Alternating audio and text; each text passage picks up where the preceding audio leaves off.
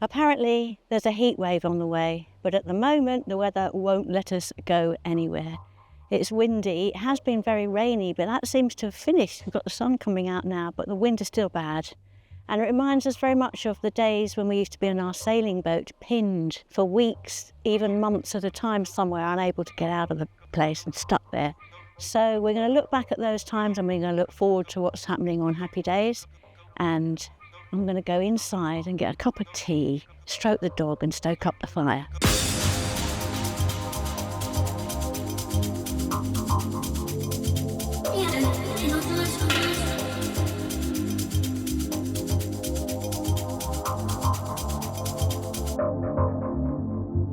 We wouldn't be British if we didn't talk about the weather. Is that what we're going to talk about on our 400th episode? Yeah, it is. It's our 400th episode. But you did remind me that we've done loads more than that. I think we've posted up over 700 clips on YouTube over the last however many years, at least 15 years or 17 years or so. But because this is a special episode, Right. I thought it'd be a good opportunity to look back and to look forwards. The weather is a good start, isn't it? It is, and the weather's important for both British people generally, all of us, and the Irish, because we have a lot of it over here. But it's also a big part of the sailing world, isn't it? Weather. Yes, I mean, that's what we've been doing for so many years, of course, is to check the weather. But we realise now, of course, that it's also important for boaties, for canal boat owners as well. Yeah, because we have discovered that wind particularly can affect how much we can do, which we never really thought about before. No, and I don't know if it's apparent on narrow boat channels, but of course on a wide beam we have that much more windage. And we're finding that when the wind really picks up, we lose steerage. And in the situation that we're in right now, we happen to be pinned up against the canal wall, so we can't really move even if we wanted to. The difference is, of course, is that when we were stuck and hunkered down on a sailboat with weather, we were literally stuck on the boat. So, you know, if you had terrible weather coming in, you'd have to batten all the hatches down. And because you're at anchor, of course, you're stuck out at sea effectively. Yeah, I mean, to be honest, it's not just if you're at anchor, it's out at sea, perhaps even worse on a sailing boat. So it's really difficult, very difficult indeed.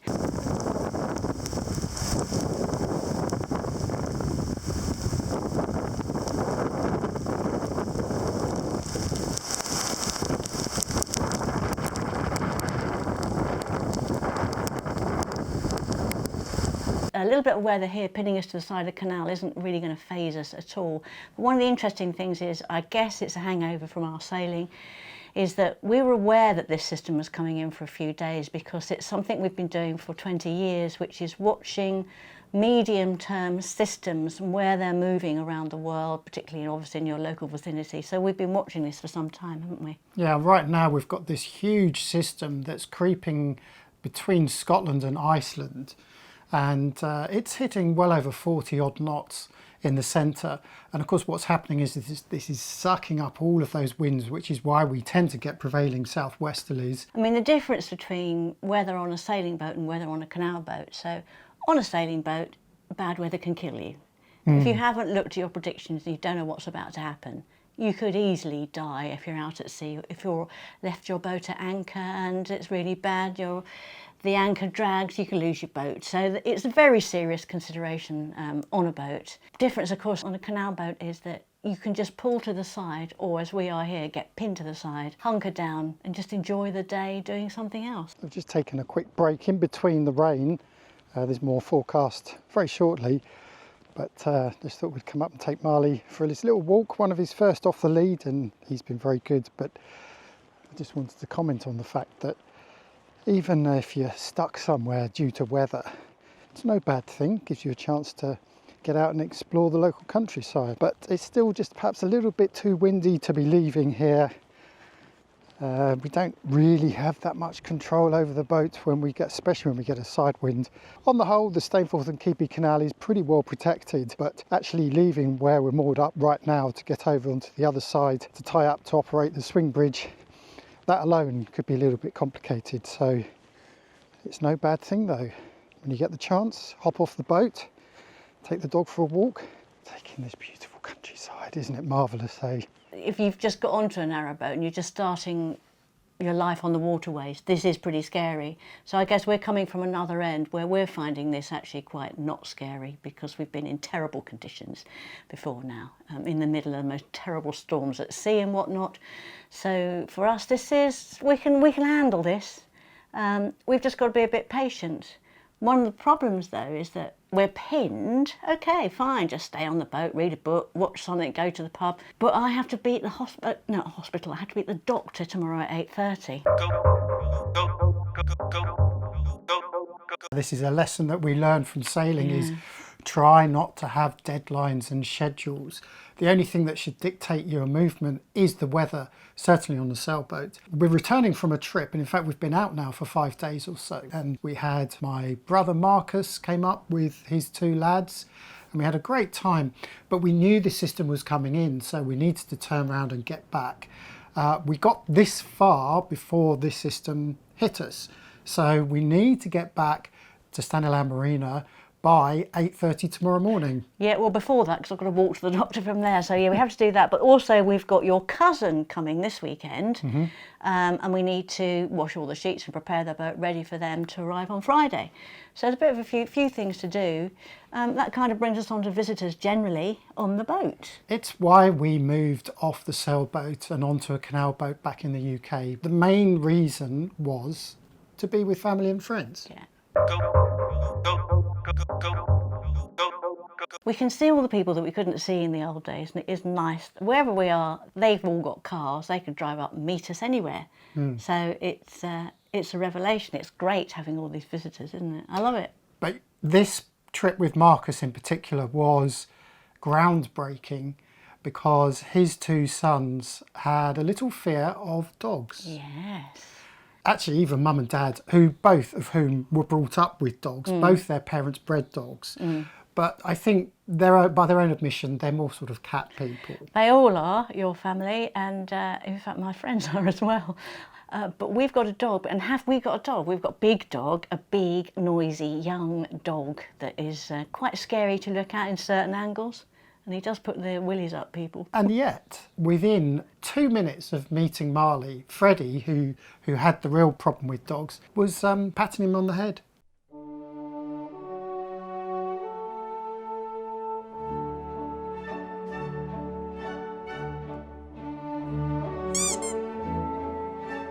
Our big bouncy dog isn't the only pet we've had on board. When we lived on a yacht, Millie the cat climbed on one night in Turkey and then sailed with us for 12 years, first to India and then on to Southeast Asia. The thing with cats on sailing boats is that they can't get off unless you're tied alongside somewhere, so the boat is their world and they are the rulers.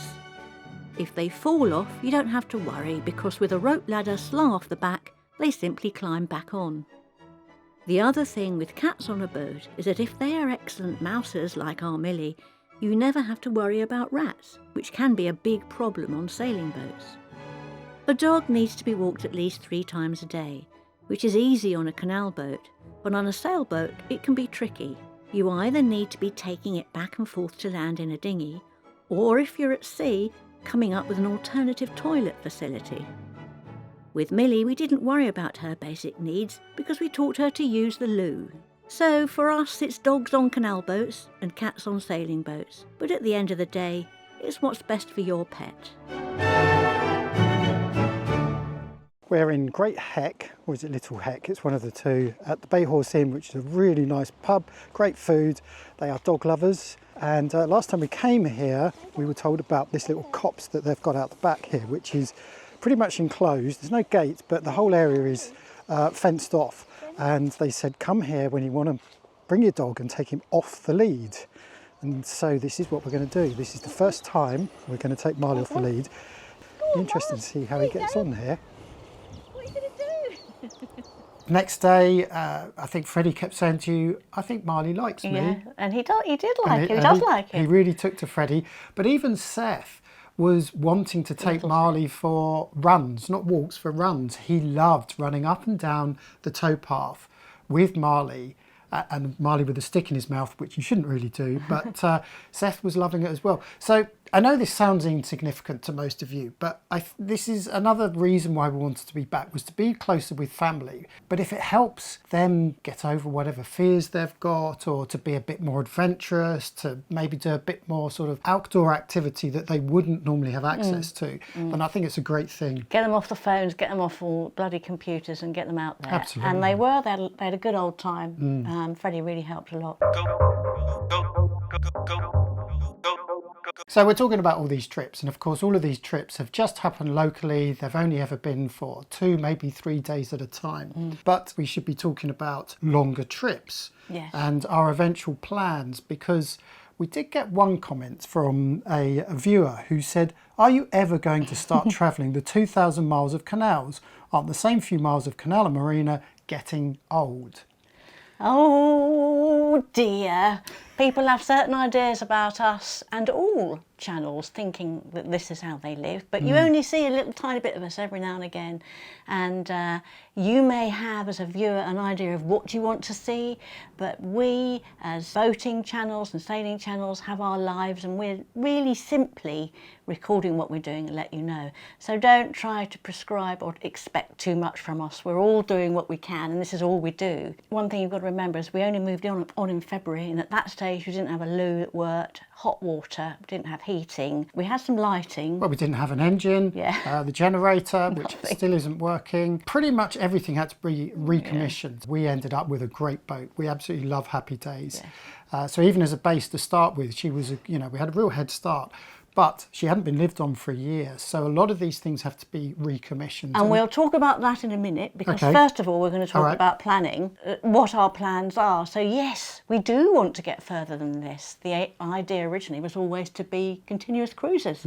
As far as a wide beam can be a continuous cruiser, because I think most people know that the width does restrict us. Basically it's locks and bridges that will restrict us from going around the whole network, but there's still loads that we can do. We'd hoped to do the whole of the Leeds and Liverpool this year, because we know Happy Days can do it, because that's the way she came from originally when she was bought by the previous owner, and that was the plan. What happened was 2 things that we haven't got. We're not really set up yet for continuous cruising. There's still work to do. You're going to talk about that soon. But secondly, the Leeds Liverpool canal is closed.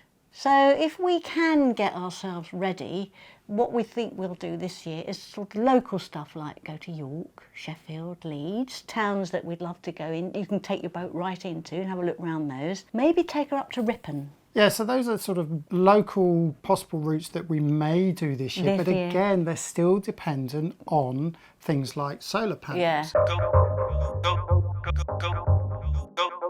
So we mentioned solar panels, and that's the next big project.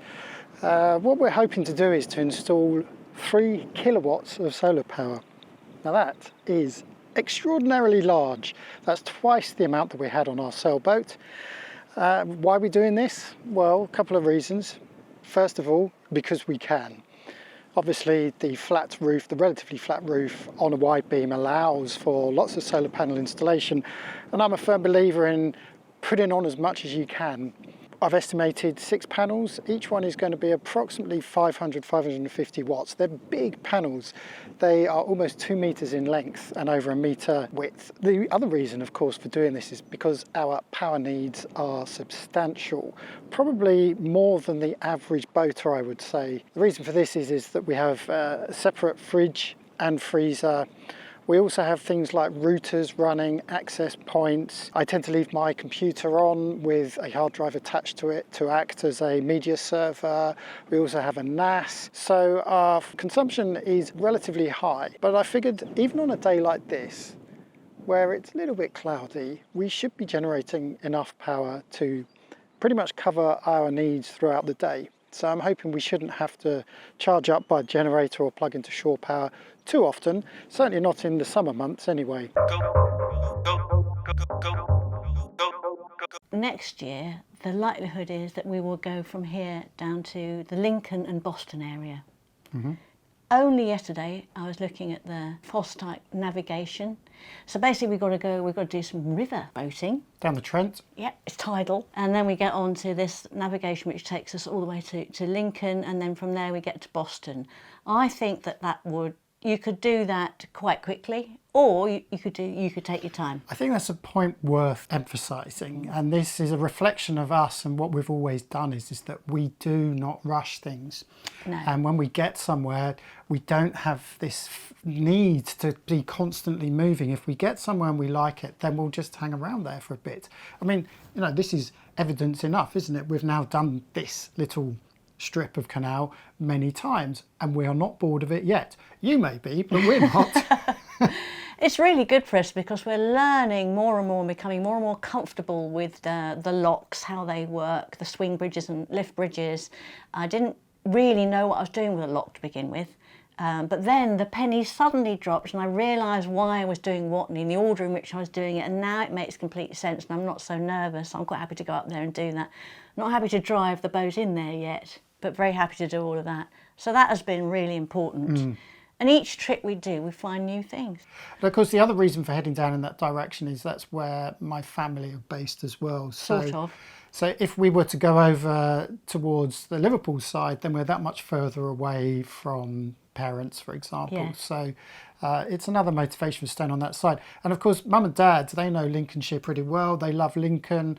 And I think Lincolnshire gets a bit of a bad reputation as being a bit boring. Yes, I don't think it has much of a reputation. People don't go there. You have to really go there. There is a lot to see in Lincolnshire, and we have heard that from a canal point of view, it is beautiful. It's pretty unspoilt, so I think it's another reason to get excited about heading down that way. From research I've done, I believe it's wide enough and we can get there. Also, Lincoln itself has an incredible cathedral. I just want to, nothing else, I want to see that cathedral. I want to see the town of Lincoln. It goes back to the Domesday Book and much earlier.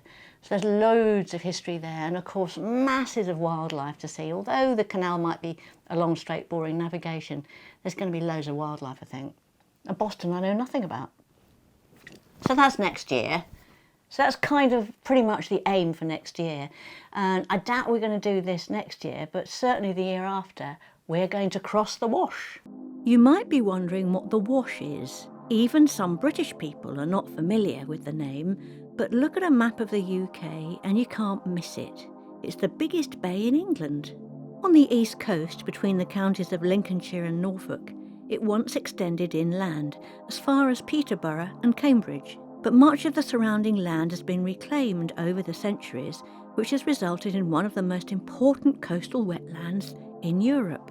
The two main channels are at Boston on the north side and King's Lynn in Suffolk on the south. Getting across on a shallow, flat-bottomed canal boat is going to be interesting.